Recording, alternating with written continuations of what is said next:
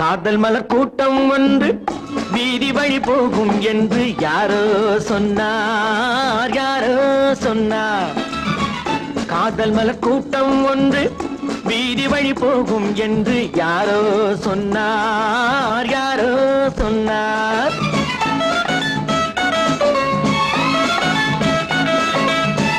பாதம் முதல் கூந்தல் வரை பால்வடியும் கிளிகள் என, பாதம் முதல் கூந்தல் வரை பால்வடியும் கிளிகள் என யாரோ சொன்னார், யாரோ சொன்னார். காதல் மலர் கூட்டம் ஒன்று வீதி வழி போகும் என்று யாரோ சொன்னார், யாரோ சொன்னார்.